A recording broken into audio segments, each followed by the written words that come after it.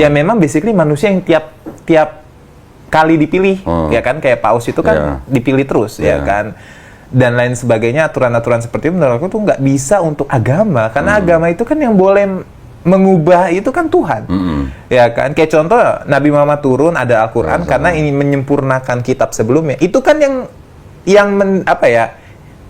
yang menyebabkan itu jadi Tuhan, bukan karena keinginan manusia. Oh nih, gua nih Muhammad, gua mau ngubah gitu kan. Enggak. Kan yang memutuskan Tuhan. Oh, yang sebelumnya harus diperbarui itu Tuhan, bukan karena manusia. Karena balik lagi kok, menurut aku pribadi, manusia itu kan penuh ego, ya kan. Prinsip pun prinsip pribadi, ya kan. Entah itu datang dari keluarga.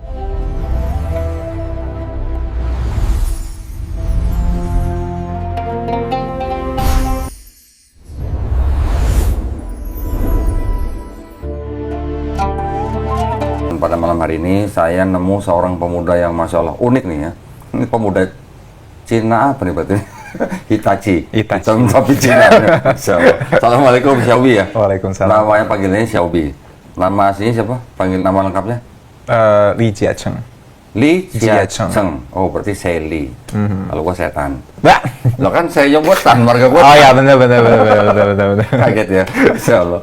Ini ada anak muda Xiaobi, 22 tahun. Iya 22 tahun. 22 tahun, tapi pengalaman hidupnya nanti kita bisa dengerin ya, Masya Allah ya. Kita gali bagaimana ceritanya dia. Dari mungkin yang awalnya nggak beragama, atau mungkin sudah menjelajah ke semua agama, betul? Ini cerita awalnya dia nih. Terus pernah menjadi Kristen, 5 tahun. Alhamdulillah sekarang dia menjadi pemuda Muslim. Masya Allah, Alhamdulillah. Boleh dong cerita nih, latar belakang dulu nih, orang tua. Ya orang tua mama orang Pariaman Padang Indonesia asli, ya kan, ada capnya itu asli. Terus papa orang China Daratan RRC. Cina Daratan, dari kota apa tahu? Nggak tahu dari kota apa. Tapi ya biasanya tapi keluarga beliau itu di Beijing semua. Oh di Beijing? Di Beijing semua. Jadi papa sama mama ketemunya di? Oh nggak tahu, nggak pernah nanya kok. Oh nggak nanya. Aku anak terakhir soalnya kok. Oh dari berapa? Jauh. Dari 5 saudara. 5? Lu bungsu? Bungsu. Enggak, mama kan almarhumah, udah meninggal. Kalau papa ya udah punya kehidupannya sendiri.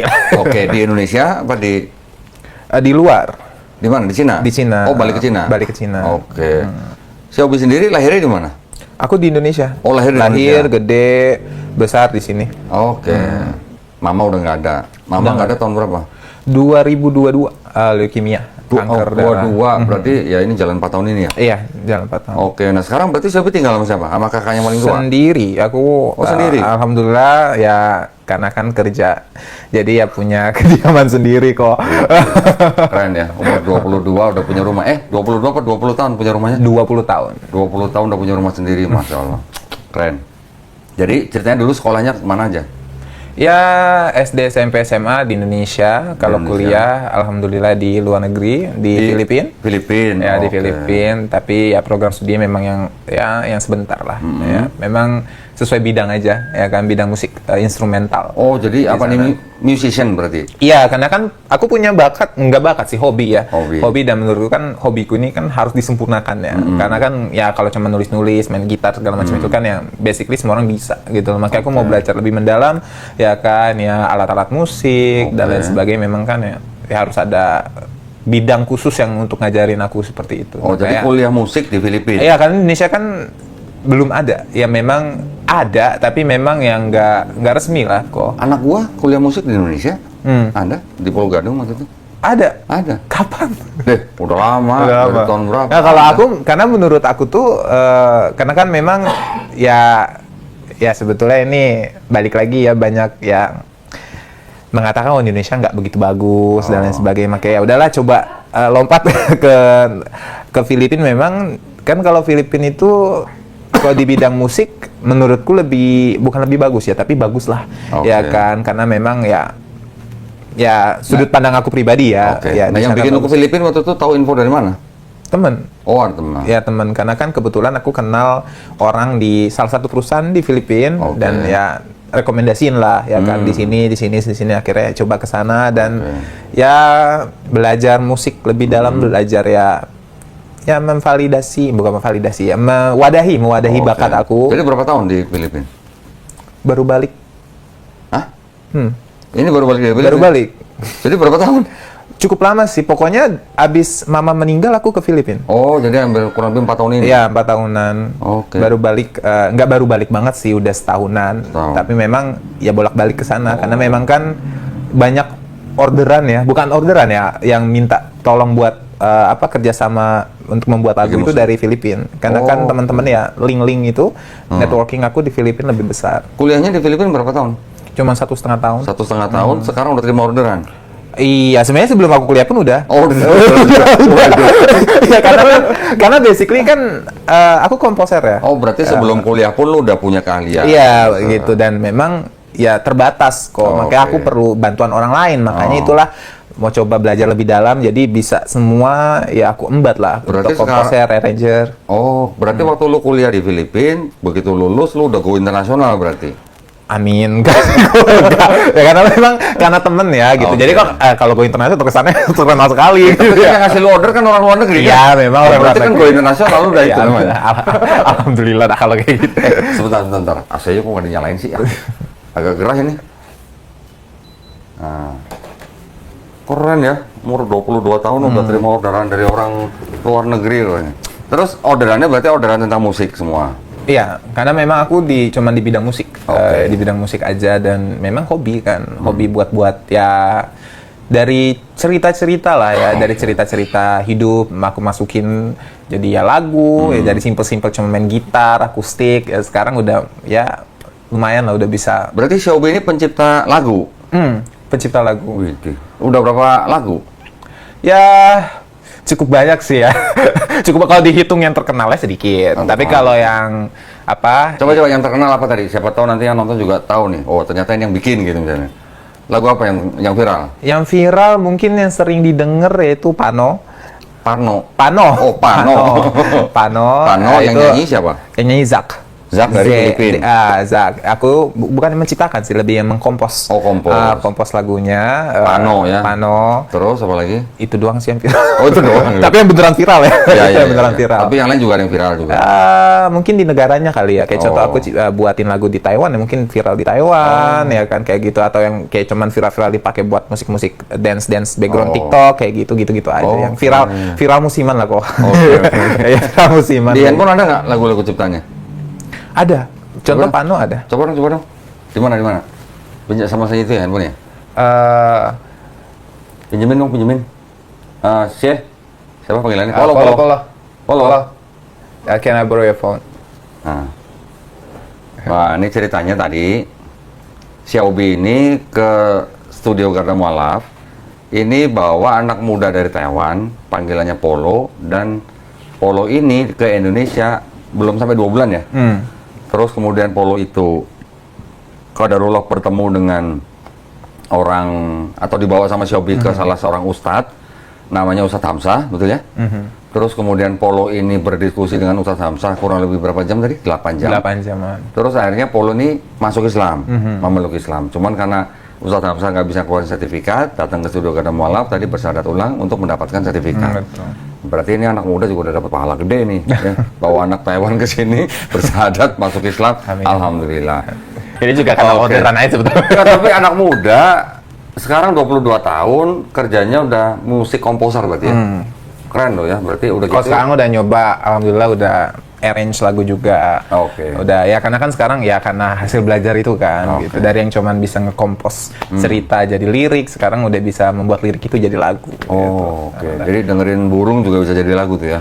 Iya, karena kan ya sebagai seorang arranger kan kita dituntut untuk ya bagaimana membuat ya sebatas cerita itu ada apa? Ada feel-nya gitu loh, ya kan. Itu kan ya Nggak, harus pinter-pinter, nggak biasanya cuma kalau- sebatas drum, gitar itu kayak udah basic banget gitu loh. Makanya Enggak, biasanya kalau anak Cina kan nggak mikirin musik ya biasanya.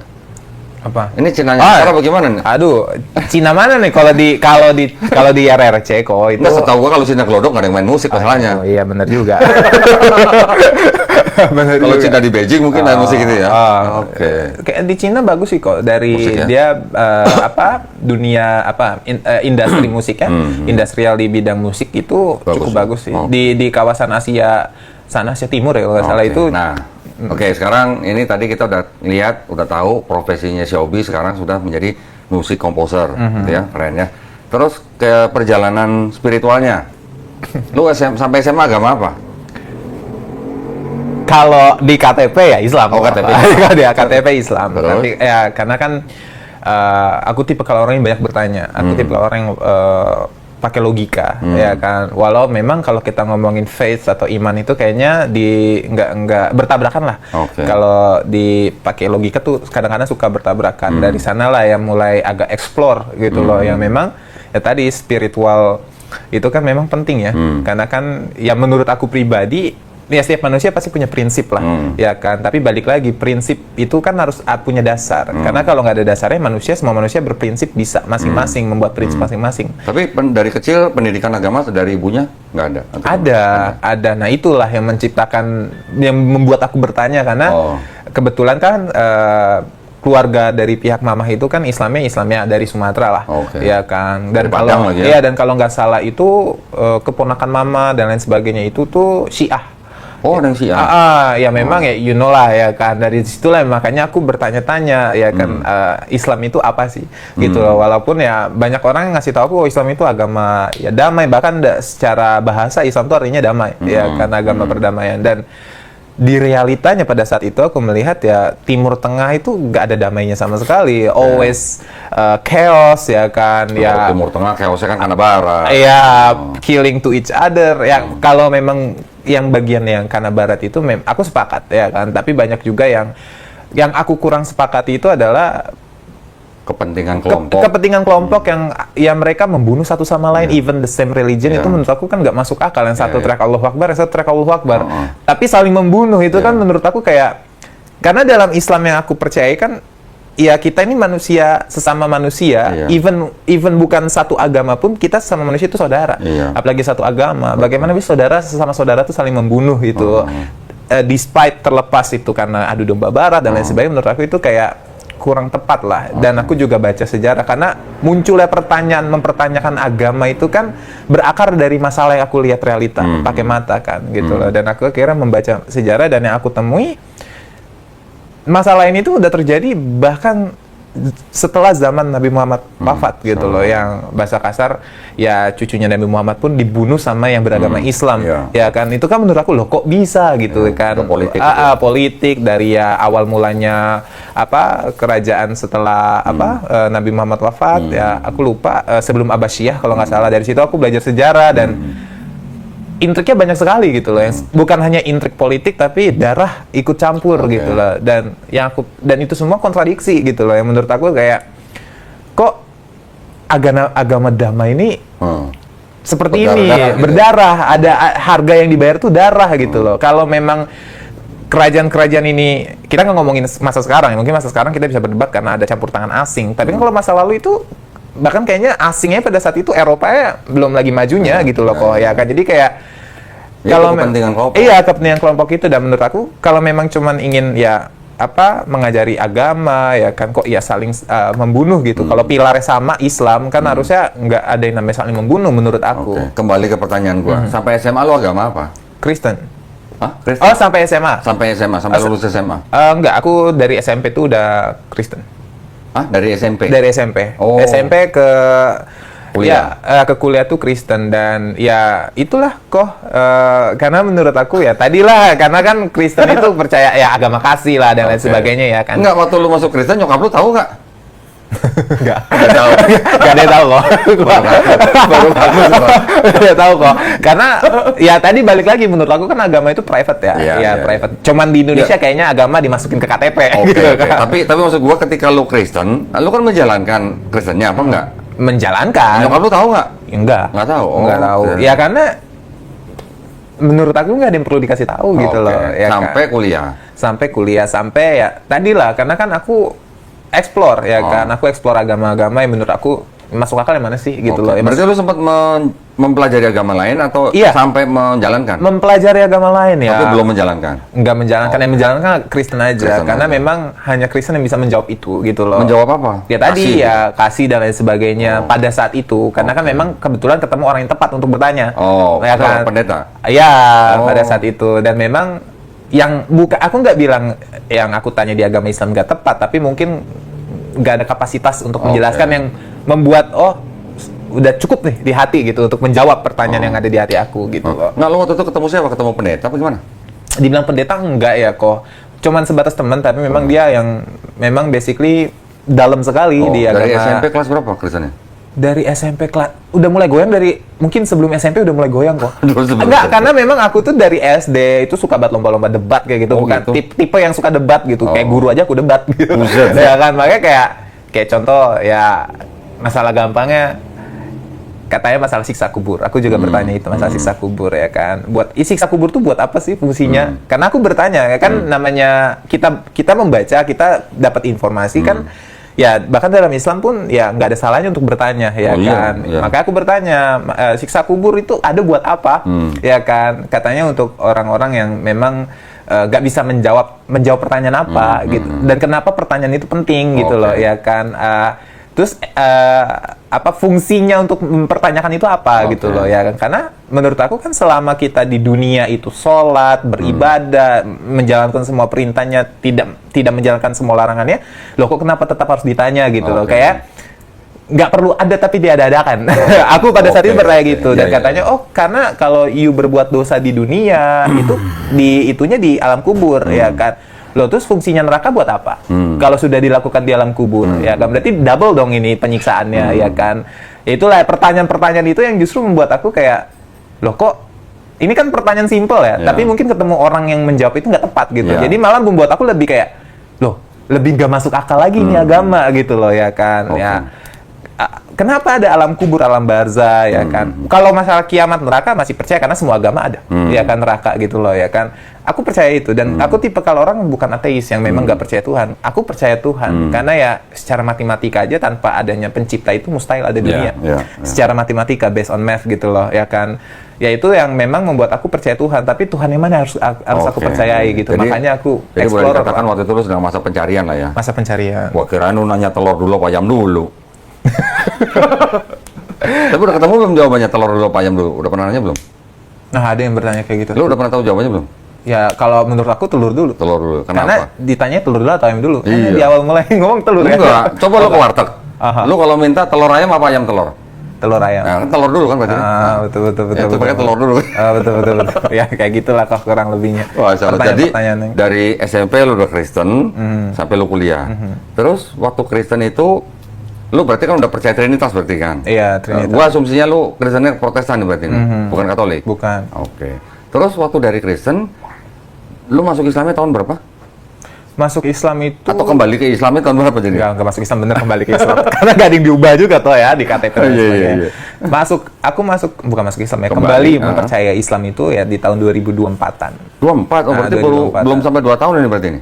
Iya, belum sampai 2 tahun. Oke, nah gimana caranya waktu itu? Balik Islamnya? Aku mulai ya meragukan sebetulnya. Meragukan? Sebenarnya nonton juga YouTube ya. Oh, iya.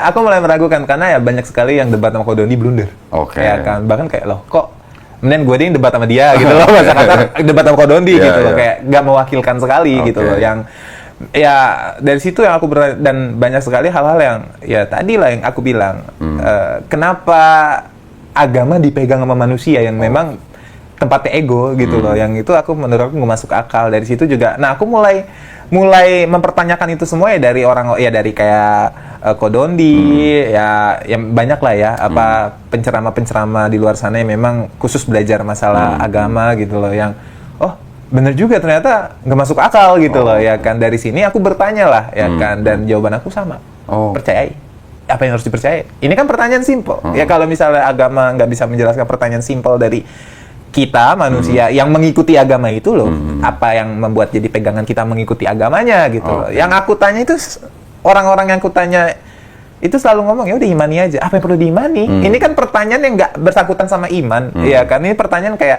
kan holy book ya, Quran, Alkitab, Injil atau apapun itu kan itu kayak buku manual kita sebagai manusia. Bagaimana cara lebih dekat lagi kepada Tuhan? Tuhan manapun ya terserah gitu loh. Nah kalau buku manualnya aja error, ya kan, ya kemungkinan besar yang kita lakukan pun akan error akhirnya hasilnya, outputnya gitu loh. Makanya aku tanya yang pertanyaan simpel itu ya, apa itu tinta merah, tinta hitam dan lain sebagainya yang menurut aku nggak sepantasnya gitu loh. Lalu siapa juga yang, karena pada saat itu memang yang kenapa aku masuk Kristen, balik lagi kok aku nggak mempermasalahkan kitab pada saat itu.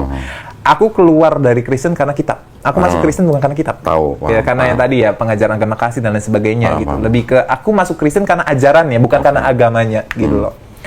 Nah, karena aku udah di Kristen, ya aku baca dong kitabnya. Dan pada saat itu ya aku merasa nggak ada yang salah dengan itu semua, sampai ya tadi ya banyak orang-orang yang berdebat dan lain sebagainya, dan menurut aku tuh janggal aja. Kayak contoh banyak orang Western country itu yang mengkritik masalah hijab, ya kan? Kalau tidak salah seperti itu. Banyak ya kan. Tapi justru lebih barbar itu di Kristen, di Nasrani. Bahkan ada ayatnya itu mengatakan bahwa ya kalau wanita memperlihatkan rambutnya harus dibotakin. Harus botak. Itu kan kayak, loh, kok enggak sinkron gitu loh. Ya kan? Berarti kan mereka nggak tahu kitabnya sendiri. Sinkron gitu. Nah, ada lagi ayat-ayat yang menurutku kayak nggak sinkron, tapi sekarang udah nggak kayak gitu. Nah, itu yang aku maksudnya sekarang di perjanjian baru nggak kayak gitu loh. Emang perjanjian lamanya diubah ke perjanjian baru tuh kenapa gitu loh, ya kan? Nah, ini yang jawaban-jawaban dari teman-temanku yang memang katakanlah pendeta, ya untuk mengikuti perkembangan zaman, fashion dan lain sebagainya. Kitab itu tuh apa ya, bahasa kasar, bukan duniawi, bahasa kasar kayak gitu. Kitab itu kan ya, kita ngomongin holy book ya, mau holy book kitab apapun itu. Kita kan membahas sebuah aturan yang diciptakan oleh Tuhan, ya kan? Harusnya nggak boleh terkekang sama zaman, ya kan? Karena kan ya, as we know, Tuhan itu kan harusnya well known, maha tahu, ya kan? All seer lah, maha melihat, maha tahu dan lain sebagainya. Ya, kok ada Tuhan yang menciptakan sesuatu yang nanti di masa depan akan kontradiksi, gitu loh? Harusnya kan, itu udah menggagalkan sifat Tuhan itu sendiri gitu. Nah, sampai enggak. Itu kan bukan Tuhan yang ngomong. Loh, siapa yang ngomong gitu kan? Ini yang ngomong, Santo ini. Loh, bukan Tuhan ini yang ngomong. Bukan. Oh, jadi karena bukan yang Tuhan yang ngomong, berarti bisa diperbarui, seperti itu kan? Aku ya, bertanya gitu. Dan memang, ya tadilah sampai mungkin karena pertanyaan aku agak, bukan menyinggung ya. Ya, mereka nggak suka kali ya pertanyaan-pertanyaan seperti itu, sampai udahlah imani saja gitu. Menurut aku ya, nggak bisa mengimani sesuatu yang bahkan aku nggak tahu selak beluknya, alasan pengubahannya seperti apa. Kan harus ada alasan yang jelas.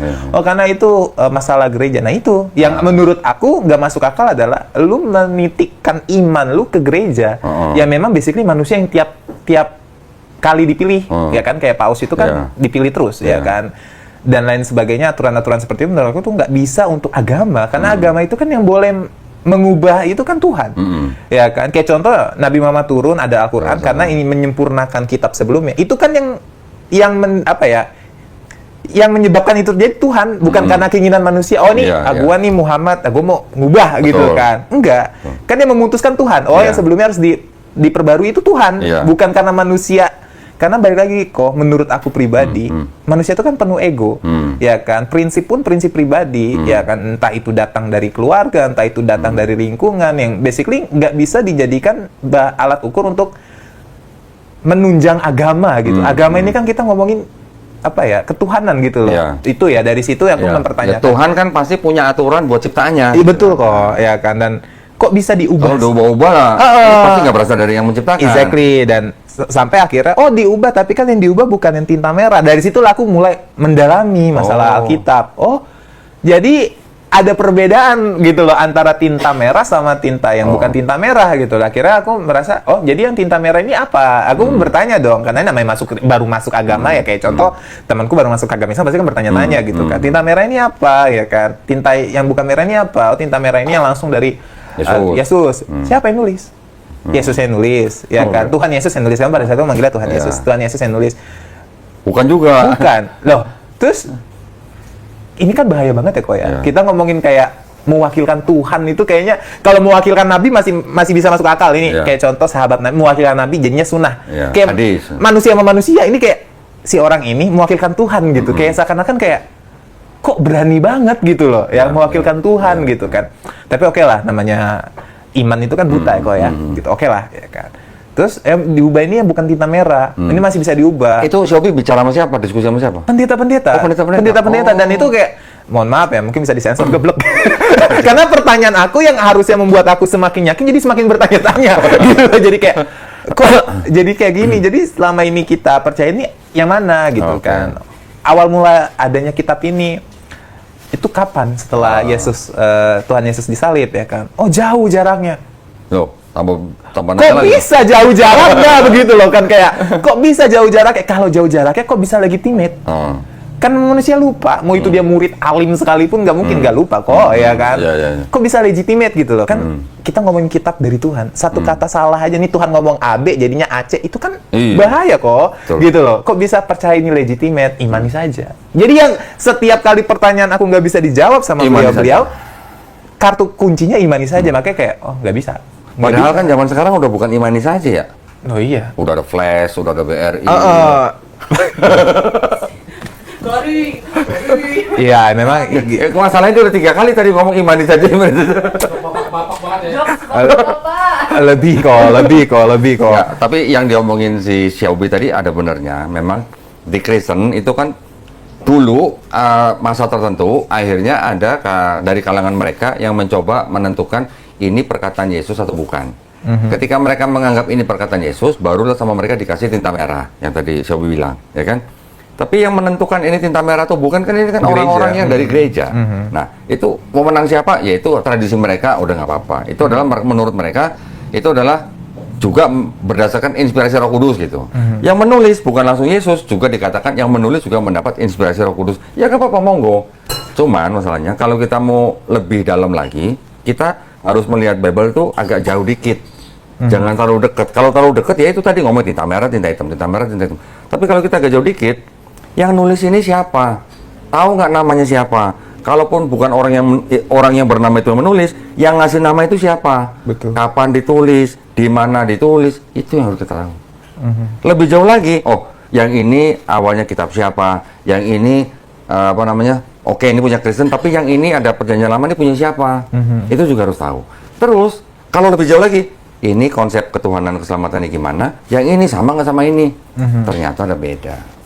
Yang begitu juga tuh yang memang orang Kristen zaman sekarang memang nggak tahu. Iya, makanya tadi ya, karena ya penasaran aku nggak bisa dijawab. Dari awalnya cuma penasaran sampai meragukan. Paham gak sih kok? Awalnya cuma penasaran. Tapi nih. dulu waktu Kristen sempat dibaptis? Enggak. Oh enggak, belum dibaptis. Enggak, karena aku memang kan ya tadi aku lagi mau belajar. Oh, Ya, oke. lagi mau Tapi belajar. sudah jadi jemaat gereja tertentu? Iya, karena kan memang ya cuma dimasukin aja lah, karena mungkin dibiarkan untuk belajar lebih dalam lagi dan lain sebagainya. Karena jadi- teman-temanku juga kan rata-rata Kristen kan, oke. gitu. Jadi waktu itu Xiaobi jadi jemaat gereja tertentu, tapi KTP-nya nggak ganti Kristen? Enggak. Dan memang nggak Karena gitu? ya aku prinsip pribadi ya, karena menurut aku agama itu kan private life ya. Jadi ya memang Nggak harus sesuai dengan KTP ya kan, gitu ya? KTP sama hati kan kalau Bisa nggak beda. sinkron juga KTP lu Islam misalkan hati lu yang meragukan keislaman ya neraka ujungnya. Ya maksudku Ya. agama itu nggak bisa diukur dari identitas gitu Oke. loh ya. Terus kan? titik balik dari Kristen kembali ke Islamnya gimana? Oke. Ya tadi lah awalnya pertanyaan-pertanyaan Dari situ. ya aku meragukan iman, bukan iman ya, bahasa kasar kayak textbook. Kalau kita ngomongin masalah iman itu kayaknya nggak bakal kelar Oke. duduk perkaranya, karena ya iman lu A, iman gua B gitu kan. Tapi aku langsung masuk ke textbook ya, buku manual yang aku ragukan dan nggak ada yang bisa menjawab. Ya nggak ada yang bisa menjawab itu dan akhirnya aku nyerah Oke. di Kristen karena lo kok nggak bisa menjawab itu gitu loh ya kan. Ini kan agama yang cukup tua ya, kok. Ya, ya. Bukan agama baru gitu, agama Ya, yang cukup ya. tua yang harusnya nggak lekang dengan zaman lah gitu. Harusnya ada jawaban-jawaban. Ya aku percaya ya mereka ya kalau udah menjadi pastor atau apapun itu pendeta dan lain sebagainya kan sekolah pasti kan. Nggak mungkin nggak diajari Ya, gitu tapi loh. sekolahnya kan udah dikasih apa ya? Doktrin. Udah dikasih doktrinnya Ya, begitu. itu memang ya kan doktrin-doktrin itu menurut aku ya it's okay sih mau doktrin apapun itu selama masuk akal doktrinnya gitu loh. Tapi yang itu nggak masuk akal gitu. Ya, terus titik balik ke Islamnya lagi. Ya aku nyerah di sana. Ya Terus? karena aku nyerah di sana. Akhirnya aku explore agama-agama lain. Oh, ya oke. explore agama-agama lain sampai temen aku ya kan, aku tanya karena kan kayak coba gue balik lagi ke setelan pabrik. Setelan pabrik. Setelan pabrik By gitu default kan. maksudnya. By default ya Oke. kan, riset by default gitu. Aku tanya ke temen aku yang menurut aku ya anak pesantren, ya bahasa kasar ya pasti sekolahnya sekolah agama gitu. Aku tanya lah 3 pertanyaan gitu loh, 3 pertanyaan yang memang ternyata dia nggak bisa menjawab. Apa Tapi oke, pertanyaan pertama itu masalah takdir, kata Oke. Allah. Ya, karena ini mamaku sering sering menjelaskan kayak takdir itu dibagi dua, takdir yang bisa diubah, takdir nggak bisa diubah. Ya, karena aku mau pertanyaan takdir nggak bisa diubah. Contoh kematian, apa yang dirahasiakan sama Allah itu kan kemarin ada 3, kapan, di mana dan bagaimana, itu rahasianya Allah. Manusia nggak bakal ada yang tahu gitu loh. Karena ya kita masuk logika sebetulnya, kalau manusia tahu kapan dia mati, pasti kan hari-hari sebelum dia mati pasti khawatir terus. Makanya sama Allah dirahasiakan ya, masuk akal. Tapi yang aku jadi nggak masuk akal adalah aku bertanya lah ke temen aku. Sekarang kita pertanyaan simpel aja. Takdir itu kan menurut kitab itu sudah Allah tuh sudah tahu itu jauh sebelum diciptakan ya kan ya. Cuman roh aja, ruh ya kan. Kita masih ruh itu ya, masih dikumpulin di suatu alam ya kan. Sebelum nanti ditanya ya kan, nanti jadi manusia kah, jadi apakah seperti itu. Ya udah, aku memutuskan untuk bertanya. Jadi kalau misalnya takdir gua mati ditembak sama orang misalnya, ya kan, itu udah takdir. Gua mati ditembak sama orang, misalnya besok gua mati ditembak sama orang.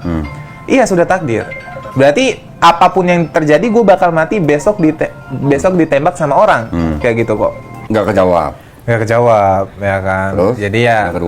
Yang kedua, intinya nyampe 3 pertanyaan itu nggak dijawab, nggak bisa dijawab karena memang pertanyaanku kan bukan pertanyaan teologis, tapi pertanyaan logika, ya kan. Sampai akhirnya ya udah coba tanya seorang yang tepat. Akhirnya aku menemukanlah orang yang tepat, ya kan. Nah, kebetulan namanya Ustadz Hamzah. Ustadz Hamzah. Aku bertanya masalah pertanyaan-pertanyaan tadi, masalah kebahagiaan dan lain sebagainya. Memang didasari oleh logika, tapi masuk akal.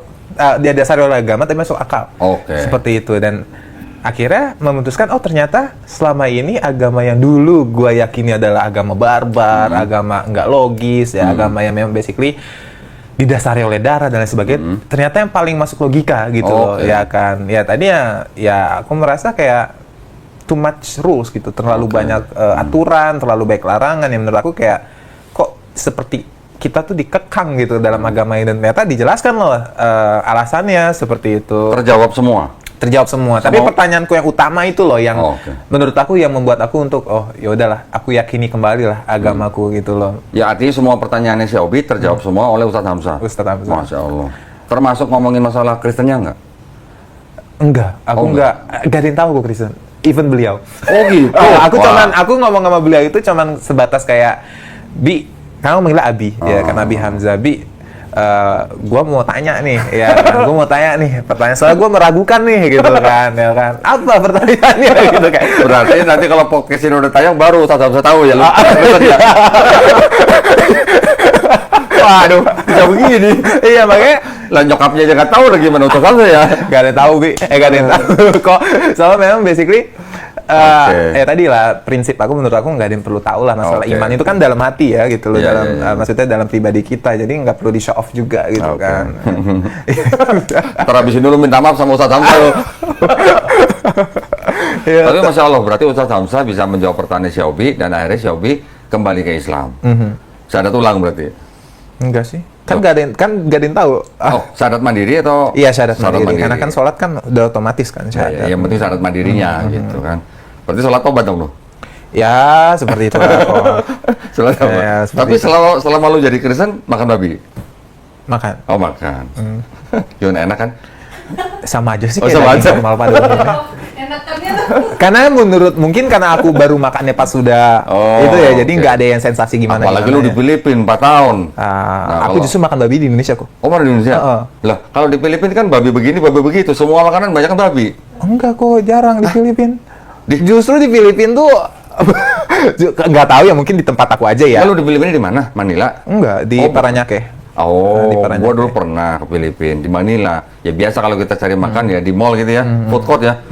Hampir semua makanan dari babi. Nah, gimana mau makannya? Oh ya, kalau food court ya. Tapi kan kalau aku makannya memang basically kantin kantor kayak gitu, atau yang ya KFC, McD yang memang di lidah. Soalnya Filipina makanannya hambar. Iya. Malah lu makan babi malah di Indonesia. Iya, itu. Makanan Filipina aku bisa makan tuh yang tapsilok doang. Tapsilok. Tapsilok doang. Karena paling ya menurut aku ya cocok di lidah aja, nggak begitu lebay gitu rasanya. Loh, berarti ketika lu dari lahir sampai SMA lu tinggal sama nyokap berarti? Iya, sampai nyokap almarhum. Sampai nyokap meninggal.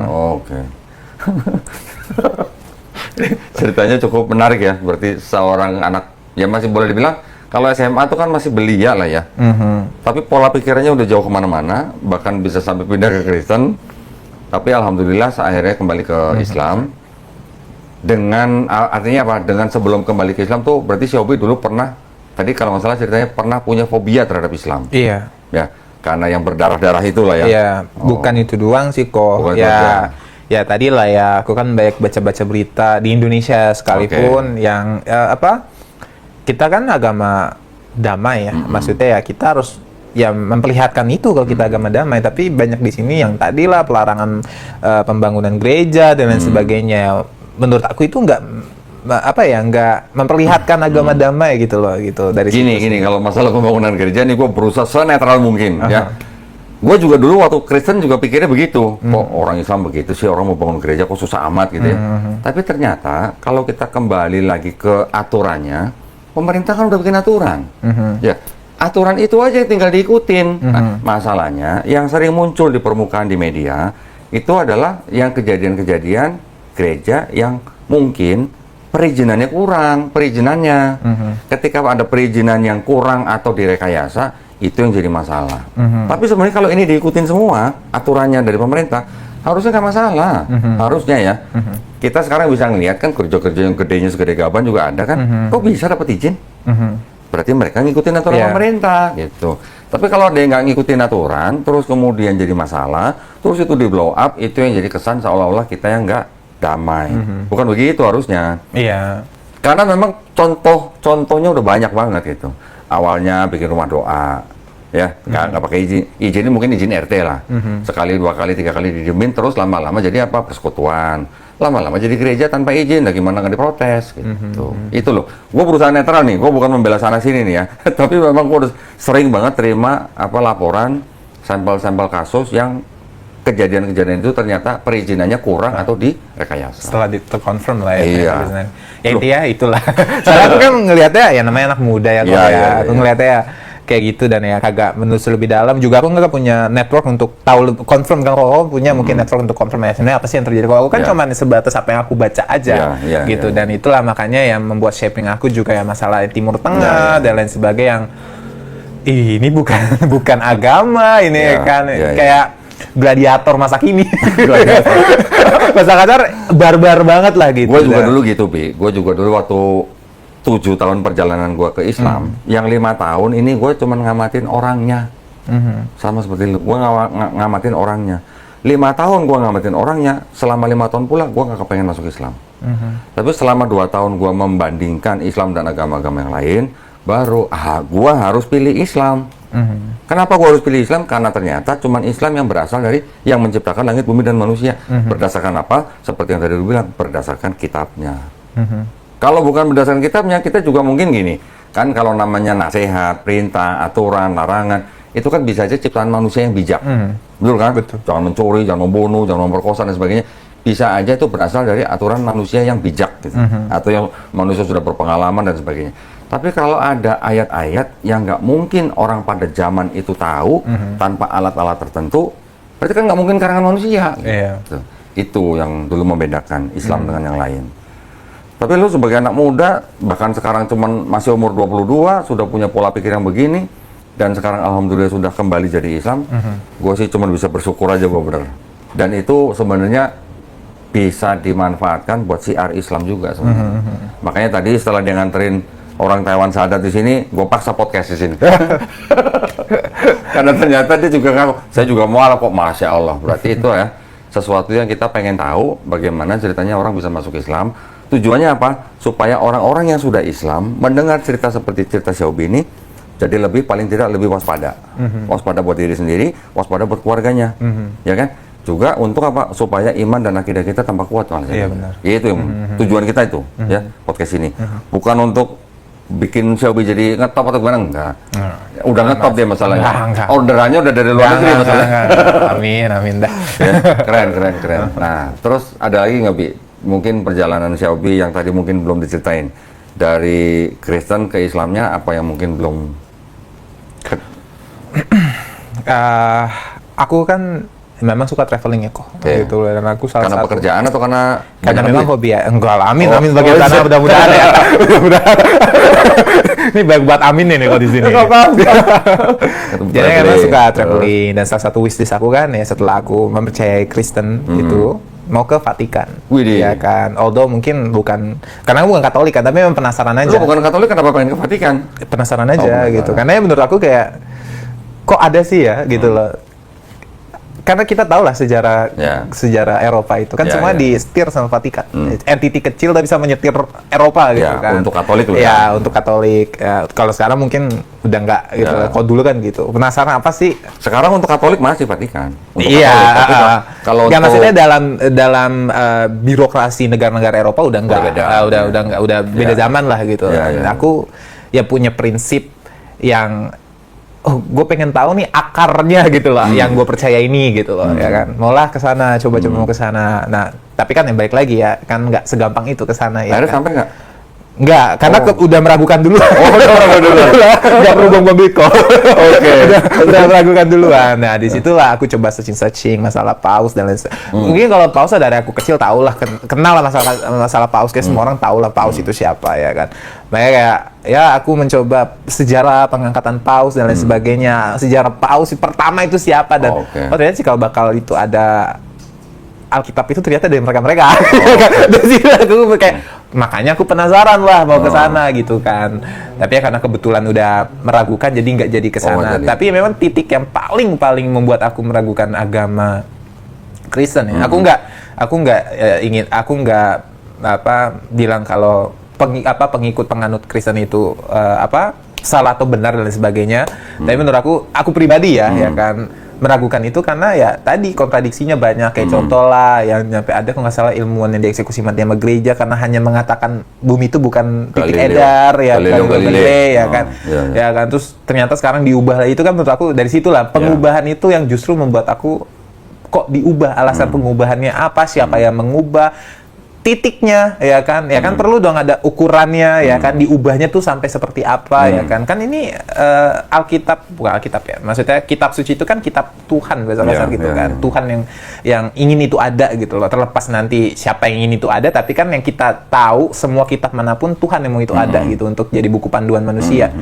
Nah, untuk mengubah karangan Tuhan itu kan harus ada titik yang memang jelas alasannya kenapa harus diubah dan sebetulnya ada pengubahan itu pun sudah mematikan sifat ketuhanan sendiri. Karena kan namanya Tuhan itu maha tahu ya kan. Kalau Tuhan menciptakan apa dan otomatis kan harusnya terpakai sampai masa depan gitu, nggak terkekang oleh waktu. Nah, situlah pertanyaan itu ternyata terjawab karena ya yang bukan menciptakan, yang menulis part itu yang diubah oleh gereja itu adalah si santo-santo, murid-murid ya, apalah itulah ya kan.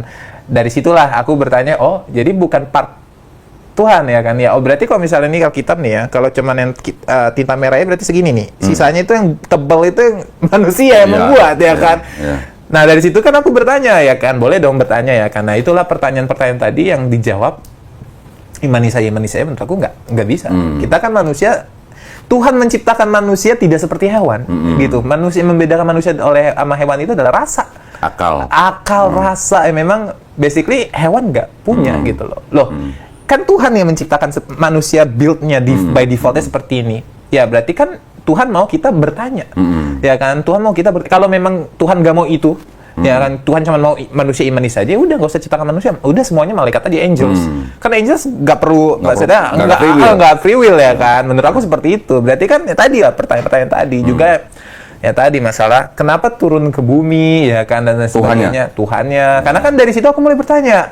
Ya kan dari awal cuman ya udah Tuhan turun ke bumi sampai kayak nggak masuk nih ya kan. Kenapa turun ke bumi? Dua orang yang menjawab itu. Dua orang yang menjawab itu menurut aku tuh nggak masuk akal banget. Yang satu karena ingin menghapus dosa. Ingin menghapus dosa manusia, ya kan. Terus Tuhan ingin menghapus dosa manusia, menebus dosa manusia, menghapus dosa manusia, menebus dosa manusia. Tuhan harus turun dulu ke bumi untuk menebus dosa. Nggak masuk akal nggak sih? Pertanyaan. Kalau Tuhan yang maha kuasa ini yang mau turun jadi manusia untuk menebus dosa manusia, berarti Tuhan ini maha pengampun nggak? Aku bukan ke sana kok justru. Iya, ini gua nanya nih, kita sharing nih. Enggak. Jadi kalau dengan konsep seperti itu, kalau Tuhan itu harus repot-repot jadi manusia untuk menebus dosa manusia, berarti Tuhan yang ini maha pengampun nggak? Gitu. Kan jadi enggak. Jadi nggak maha pengampun kan? Karena harus repot-repot nyamar jadi manusia nih untuk menebus dosa manusia kan. Di mana disebut Maha Pengampunnya kalau gitu. Kalau diceritakan sama orang Kristen bahwa ini karena saking cintanya nih Tuhan yang Maha Pengasih ini kepada manusia sehingga dikaruniakan anak yang tunggal supaya barang siapa percaya kepada dia mendapat hidup yang kekal. Saking cintanya oke, Maha Pengasih, Maha Penyayang. Tapi kalau harus turun jadi manusia, jadi ciptaan, melawan kodratnya sendiri, kan berarti udah nggak jadi Maha Pengampun gitu maksudnya. Itu sih poin ya. Kalau aku, Ya. menurut pandangan aku pribadi mengenai hal itu, karena dijelaskan lah sama teman-temanku yang Kristen, yang Nasrani itu ya lebih nggak masuk akal lagi. Ya karena tadi ya aku bilang berarti Tuhan harus turun ke bumi, harus kan harus kata dia harus turun ke bumi karena untuk apa ya tadi seperti untuk menggambarkan cintanya begitu. Ya. Harus kan, kata harus itu kan ada kekangan. Ya. Bener gak sih kok? Ya. Harus itu must ya bahasa Inggris, harus must. Berarti kan kalau harus itu dikekang, harus itu cuma punya sifat Terikat. manusia, terikat, ya kan? Kok Tuhan bisa ada harusnya buat Tuhan? Oke. Ya Berarti kan? ada syaratnya. Ada syarat ya, harus. Berarti kalau Tuhan gak turun, Bukan siapa Tuhan. yang menghakimi? Oke. Ya kan? Oke. Terus masalah tadi ya Trinity segala macam. Itulah pertanyaan awal yang menurut aku gak perlu ditanyakan. Jadi gara-gara mereka menjawab, jadi aku tanya gitu loh. Nambah-nambah gitu. Jadi berakar Jadi kan? berkembang. Iya, jadi jawaban dia membuat Pertanyaan yang baru. aku yakini sebelumnya itu kayak, oh ragu nih gue nih, Oke. ya kan nggak begini nih begini. Ya tadi ya Tuhan turun ke bumi, terus Tuhan Yesus, oke Tuhan Yesus siapa? Allah siapa? Ya itu semua lah, itu siapa? Ya kan? Oh itu tiga adalah satu ada tiga. Konsepnya gimana ya kan? Yang membedakan Kristen, sorry ya, ini bukan ya gimana gue sama Ya. penganut agama Kristen. Yang membedakan Nasrani sama Hindu tuh apa? Iya. Ya kan agama kita kan ya memang Abrahamik lah, agama langit ya kan. Memang akarnya sama gitu loh, ya kan. Itu pandangan akademis. Badan akademis, akarnya sama gitu. Dari sejarah ya kan sama gitu loh. Tapi gimana ya? Entah apa yang, karena kan yang membuat itu ada, itu kan bukannya Injil itu sendiri, tapi orang-orang gereja yang tiga itu satu itu tiga kan itu semua ada itu di kitab sekarang itu karena kan orang-orang gereja. Tambahan. Ya tambahan yang memang membuat sebetulnya yang aku dapat dari penjelasan mereka adalah jadi intinya ada ini semua untuk menjelaskan biar manusia sekarang masuk akal. Ya kan? Karena kalau nggak ada ini nggak bakal masuk akal. Tuhan kenapa turun ke bumi? Ya karena kalau Tuhan turun ke bumi yang ngatur siapa bumi?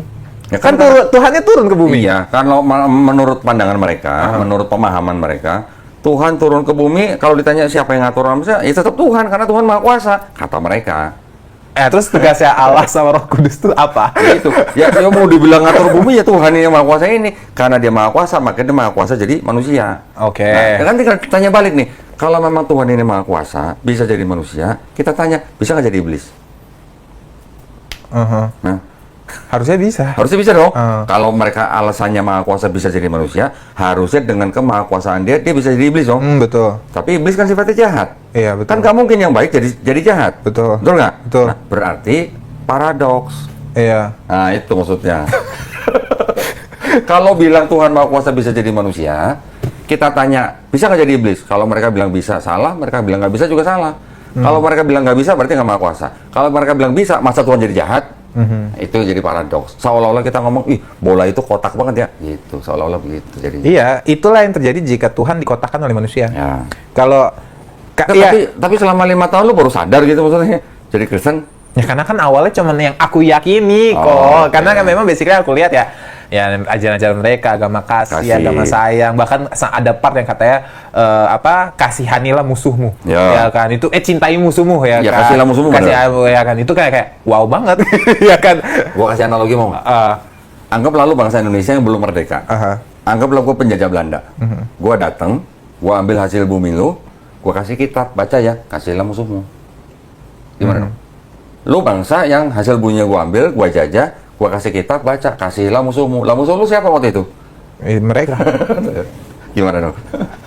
Itu makanya kok, itu makanya yang membuat aku kayak ya ini lagi dalam artian kayak berakar gitu. Jadi nggak perlu, aku kan tipe orang yang penghafal ya. Gitu loh. Aku tipe orang yang penghafal. Pernah jadi baca kalau ditampar pipi kanan kasih pipi kiri? Pernah baca nggak? ya pernah. Ya makanya kayak Pernah nggak nyobain gitu? nggak males. Nggak bener ya? Nggak mau. Berapapun orang Kristen yang datang ke sini, yang konsultasi sama gua, selalu gua tanya, lu pernah nggak cobain ditampar pipi kanan kasih pipi kiri? Enggak lah kok, kenapa? Gua tonjok lah kata gitu. Iya, bagi. Lah kenapa? Itu kan kitab lu. Kenapa nggak diikutin gitu?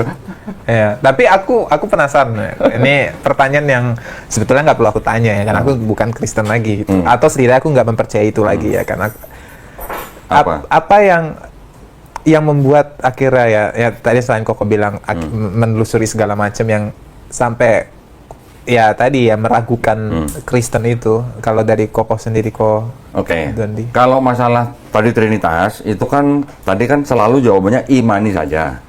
Oke. Ini masalah imani saja. Oke, ini kita pinggirin dulu sebentar nih.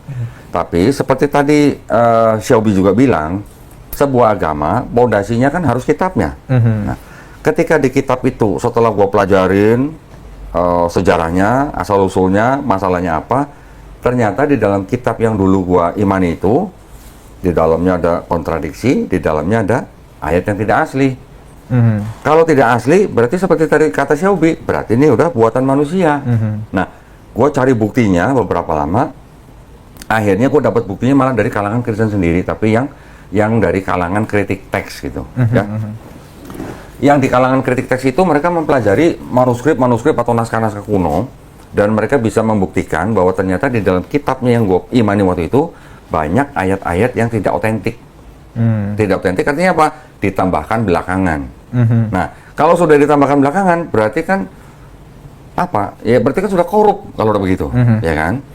Ketika sebuah kitab sudah korup, tadi Xiaobi sempat bilang, berarti nanti di future pasti rusak. Pasti berantakan gitu.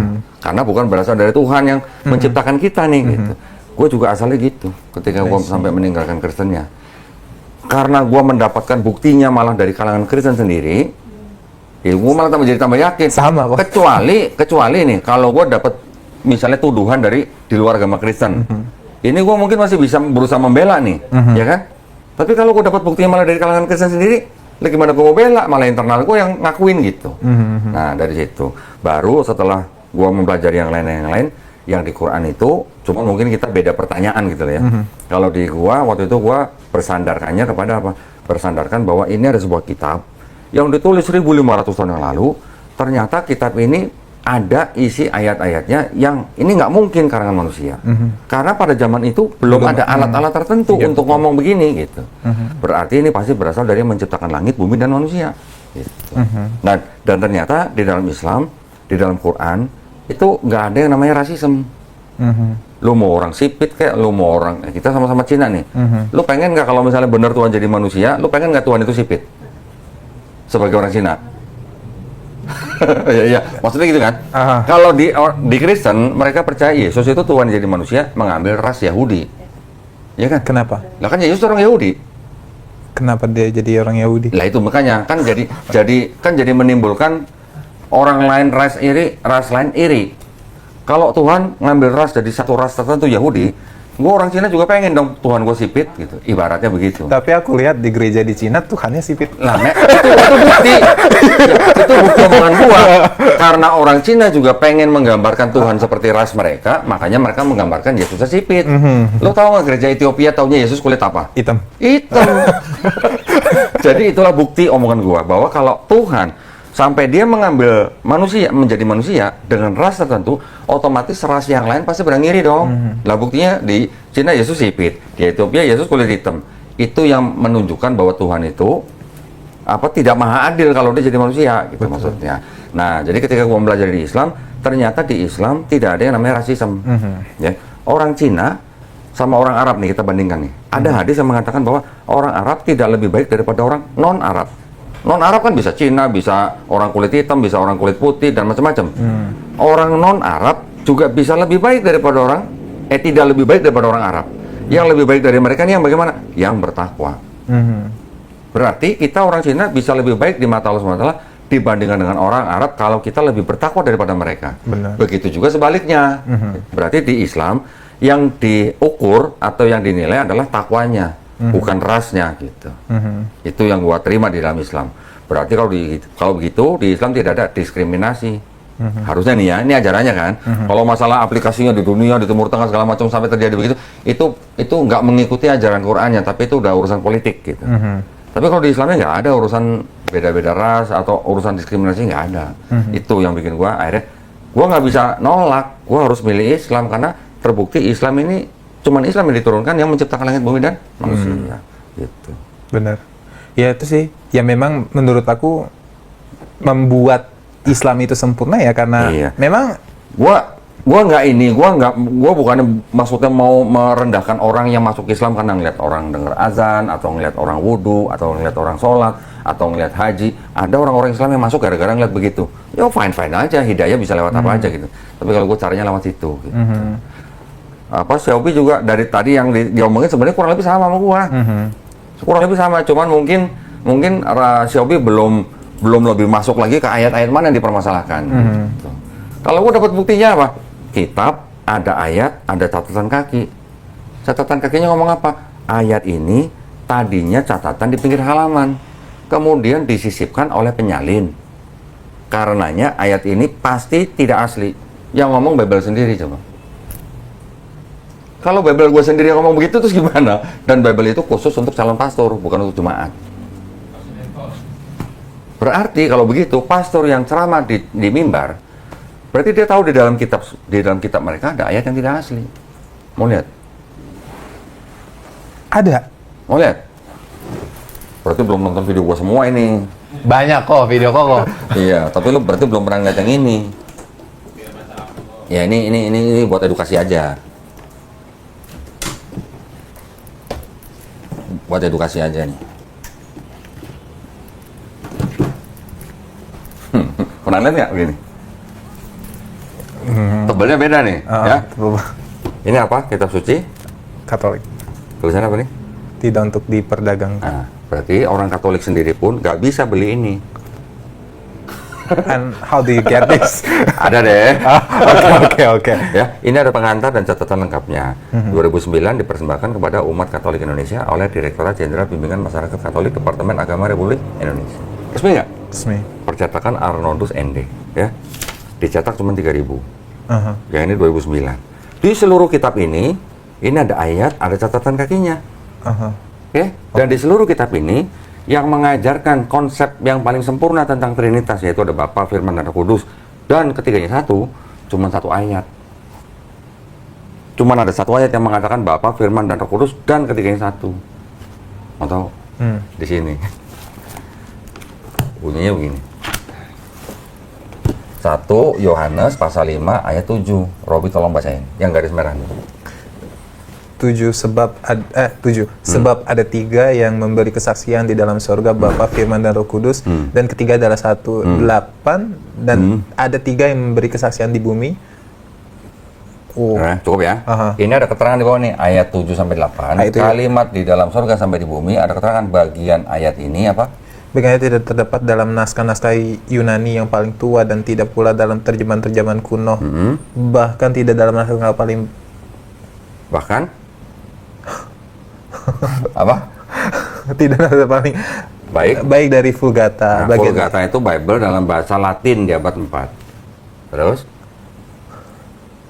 Bagian ini kiranya aslinya sebuah catatan di pinggir halaman salah satu naskah terjemahan Latin yang kemudian disisipkan ke dalam penyalin dan akhirnya bahkan disisipkan. Lu baca disisipkannya gimana sih perasaannya coba? Disisipkan. Manusia dong yang melakukan. Manusia, oleh siapa? Oleh penyalin. Tolong ulang.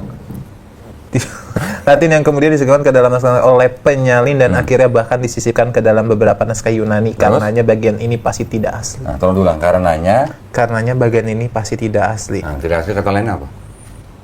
Tidak otentik. Nah, tidak otentik kata lainnya apa? Satu kata. Manusiawi.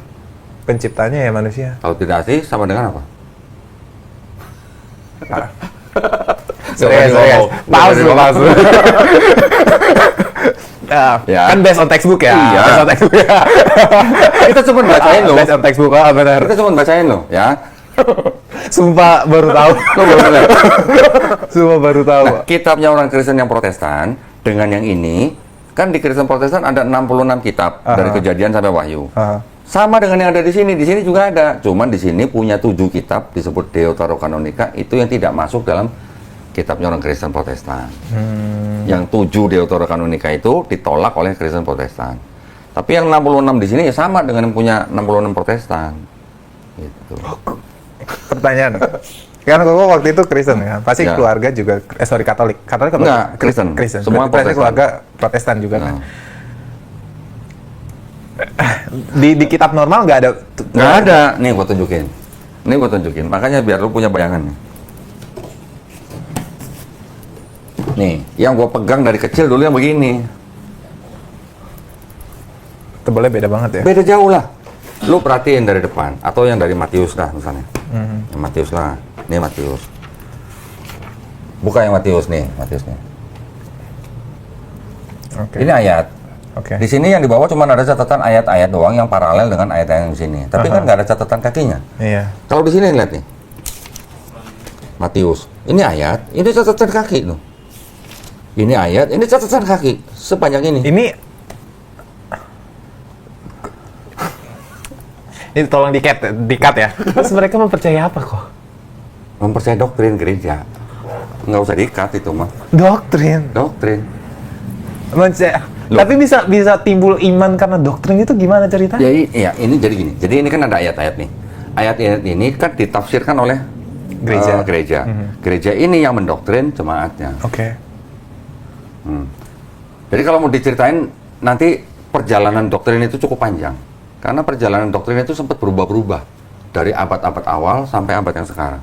Oke, paham. Dan sampai sekarang pun denominasi tahu ya, denominasi Kristen itu karena perjalanan doktrin itu jadi menimbulkan begitu banyak denominasi di bawahnya. Dulu Kristen nih kalau lihat daftar ini, cat ini, Kristen ketika sampai di abad 4, abad 5 itu Kristen menjadi Kristen patriarki. Satu kelompok nih besar dipimpin oleh bapak-bapak gereja. Ketika di tahun 1054 abad 11 loh Masehi loh, baru pecah Katolik Ortodok. Oke. Yang Katolik di abad 16 pecah lagi menjadi Protestan. Yang Protestan pecah lagi menjadi Lutheran, Anglikan, Calvinis, Metodis, Baptis, Advent dan sebagainya. Total semua ini kalau dihitung kurang lebih sekarang baru 60.000 denominasi. 60.000. Oke. Katanya lo ya, yang bilang 60.000 loh. Segitu banyaknya denominasi. Karena apa? Karena doktrinnya tuh akhirnya berpecah kecil-kecil gitu. Beda dikit, pecah. Beda dikit, pecah. Katolik sama Ortodok aja yang segitu gedenya. Selain daripada manajemen gereja, pecahnya juga gara-gara begini. Ortodok bilang, Roh Kudus itu berasal dari Bapa saja. Katolik bilang, Roh Kudus itu berasal dari Bapa dan Anak. Cuma beda begitu aja pecah, Ortodok dan Katolik. Oke. Ya, jadi yang di sini 66 kitab, itu di sini juga ada 66 kitabnya. Nih gue bukain, gue buktiin nih. Yang tadi lu baca, sama apa nggak isinya di sini? Yang merah nih, Oh iya. sama nggak sama ini Iya. yang lu baca tadi? Sama. Sama isinya. Ini kan? Cuman di sini nggak ada catatan kaki, di sini ada catatan kaki. Berarti kayak pendeta-pendeta pastor itu tahu ini. Tahu. Mereka tahu ini karenanya bagian ini pasti tidak asli, tahu. Tapi mereka meyakini, even mereka tahu Iya. penyebabnya doktrin. Doktrin dan gaji lah. Tapi siapa kalau nggak gaji? Iya sih. Terus Koko kan aku lihat sering berdebat lah. Waktu itu juga pernah berdebat sama pendebat dari agama Protestan ya. Laki-laki apa perempuan sih? Yang mana? Kalau perempuan gua kayaknya belum pernah. Laki-laki berarti ya. Iya. Tapi dia kayak perempuan. Kayak perempuan. Itulah pokoknya. Aku lupa ingat lah. Iya. Itu pernah dikasih lihat ini kok. Yang debat online apa debat face to tatap muka? Face to face kayaknya. Face to face. Macam-macam. Jadi gini, ini pendeta juga responnya macam-macam ya. Gue pernah debat dengan seorang pendeta yang senior. Gue akuin dia pengetahuan ilmu tentang Kristen udah sangat tinggi. Jadi ketika gue debat sama dia, gue pegang ini. Ya. Dan gue tahu, dia tahu masalah yang tadi lu baca. Gue tahu dia tahu gitu. Gue tanya, Pak, 1 Yohanes pasal 5 ayat 7 itu firman Tuhan bukan? Gue tanya begitu. Karena dari awal debat dia klaim bahwa kitab dia adalah firman Tuhan semua. Semua. Oke. Jadi ada ketika sudah di akhir-akhir perdebatan, gue pegang ini, gue tanya, Pak, 1 Yohanes pasal 5 ayat 7 itu firman Tuhan bukan? Dia tahu itu bermasalah, tidak asli. Dia dengan jujur menjawab bukan gitu. Dia jawab jujur bukan, itu jauh lebih terhormat daripada dia bilang itu firman Tuhan. Karena kalau dia bilang itu firman Tuhan, gue tinggal buka ini, gue suruh kamera zoom, itu di live kan di YouTube itu. Lebih parah lagi. Oke, begitu dia bilang bukan firman Tuhan, yang nonton live kan tepuk tangan. Ya kan? Habis itu gue tanya lagi, kalau begitu Pak Pendeta, kitab yang Bapak pegang di meja itu kitab suci bukan? Kalau ada yang bukan firman Tuhan. Dia bilang apa? Bukan. Yang nonton tepuk tangan lebih kencang lagi. Itu salah satu respon dari saat pendeta. Tapi ada juga yang gua kasih lihat begini, duduk di sini, gua kasih lihat ada tulisan ayat ini pasti tidak asli. Oh, itu nggak penting katanya gitu. Bilangnya nggak penting. Kenapa nggak penting? Karena iman kita bukan di situ. Iman kita tetap balik lagi Yesus Tuhan.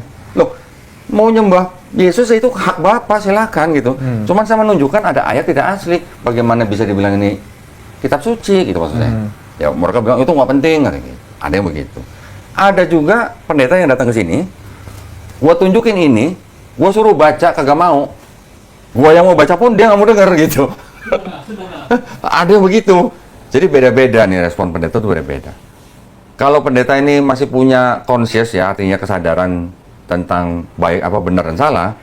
Ketika gua bacain begini, kemarin ada satu pendeta masih muda namanya pendeta Arom, gua suruh baca ini, dia bengong bacanya. Ya dia nerima, ya walaupun dia nggak sadar di sini, pulang berapa hari kemudian dia baru sadar di tempat lain. Tapi dia udah ngeliat begini. Kalau dia nggak ngeliat ini, gitu maksud gua. Ya memang doktrin tuh kuat banget iya. ya. Tapi keren loh. Maksudnya apa ya? Maksudnya ada serem ya ngomong di sini. Maksudnya ada kalangan ya. Ini kita nggak ngomongin Kristen doang. Islam juga pasti ada beberapa lah kayak gitu. Yang mempercayai sesuatu yang bahkan bukan berdasarkan kitab gitu. Ya kan? Ada yang namanya taklid buta gitu. Ini justru di kitabnya ngomongnya gitu. Makanya lebih parah gitu ya. Tapi ya balik lagi ya.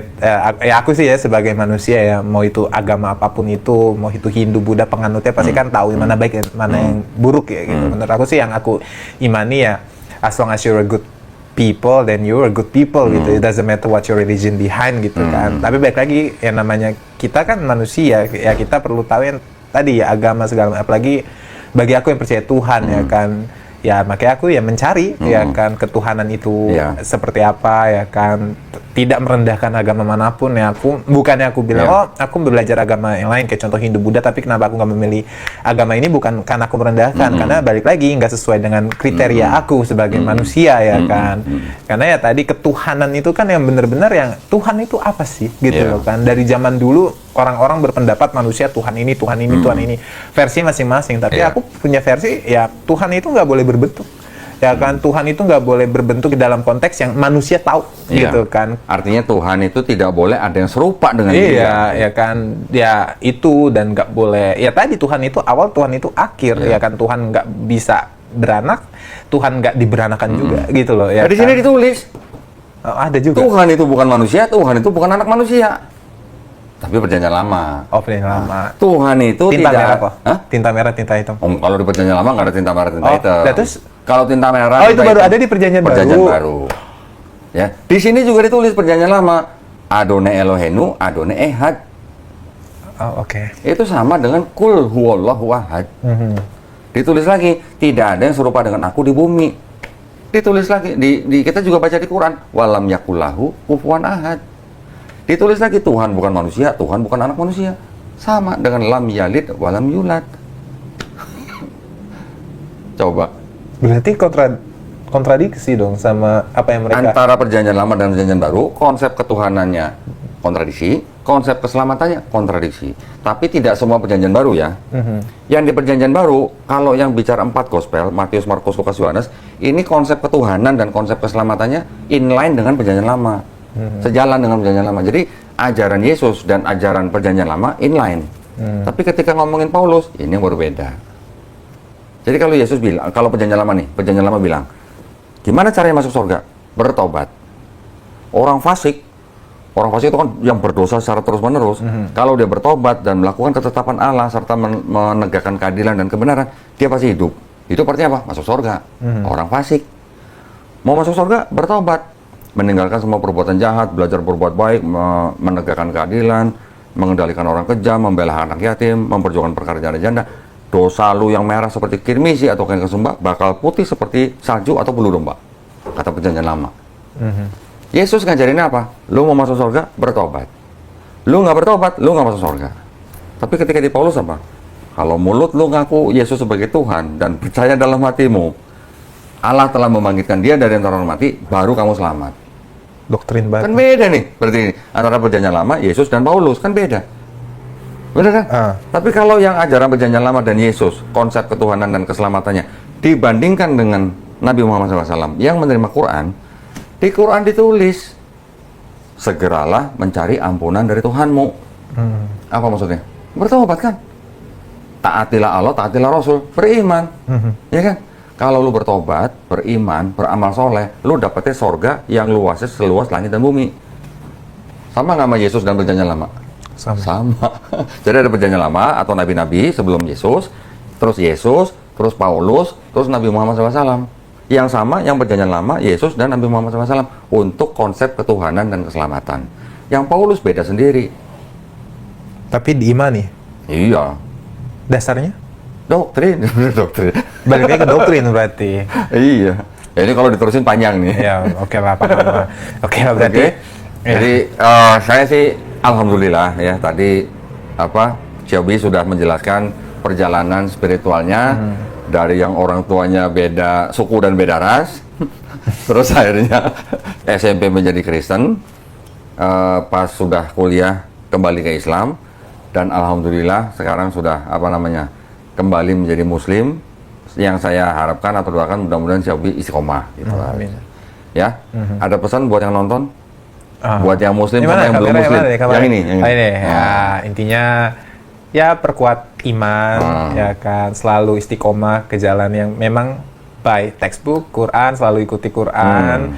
Balik lagi kalau ada pertanyaan-pertanyaan, patokannya di Quran. Karena zaman sekarang even itu yang mengaku ustadz atau apapun itu kadang-kadang suka ya memberikan lah informasi-informasi yang nggak sesuai dengan Al-Quran, yang justru membuat agama Islam dilihat buruk di luar sana. Jadi balik lagi ke Al-Quran, perkuat iman, banyak ibadah. Ya kalau ada pertanyaan-pertanyaan yang meragukan, ya balik lagi ke Quran, baca lagi Quran ya. Yang seperti itu. Buat yang belum Muslim, gua sebutnya yang belum Muslim nih. Insya Allah jadi Muslim. Yang belum Muslim, Insya Allah. Yang belum Muslim. Yang belum Muslim, oke, Insya Allah, Insya Allah. Intinya yang agama manapun itu, ya kan, ya, kalau pengen tahu agama Islam yang sebetulnya, baca kitabnya, jangan lihat orangnya, karena balik lagi yang tadi kita udah ya diskusikan, yang sudah kita perbincangkan, ya manusia itu tidak mencerminkan agama yang dianutnya, ya nggak bisa kita mengklaim suatu agama buruk karena hanya perbuatan segerintil manusia. Balik lagi kok kalau memang agama Islam itu buruk, agama Islam itu seperti yang media bicarakan, ya dunia kacau. Ya bayangkan berapa banyak orang Muslim di dunia ini kalau memang benar itu yang Islam sesungguhnya, ya katakanlah bom bunuh diri itu benar gitu loh. Berapa banyak yang tewas gitu loh. Berarti kan ya kita nggak bisa ya karena perbuatan suatu kelompok, let's say 1.000-2.000 orang membenarkan, melegitimasi, tidak mewakili 2, sekian miliar gitu. Ya kan. Ya, kasihan yang 2, yang nggak tahu apa-apa yang makan popcorn. Wah, lu teroris gitu. Waduh. Oke. Itu thank you ya Xiaobi, terima kasih banyak nasihatnya. Itu juga bisa menjadi inspirasi buat kita. Dan buat para pemirsa tadi yang sudah menyaksikan perbincangan saya dengan Xiaobi, mudah-mudahan juga mendapatkan manfaat ya. Amin ya. Juga buat para pemirsa yang ingin mendukung perjuangan dakwah kami, dipersilakan untuk mengirimkan ke Bank Muamalat dengan nomor rekening 3030 300 300. Juga untuk para pemirsa yang ingin menyalurkan zakat bisa ke Bank Muamalat dengan nomor rekening 3030 600 600. Konfirmasi bisa ke Melisa 0896 30 300 300. Masya Allah. Mudah-mudahan partisipasi para pemirsa diterima Allah Subhanahu wa taala sebagai amal jariah ya. Amin ya rabbal alamin. Baik, kita. Assalamualaikum warahmatullahi wabarakatuh.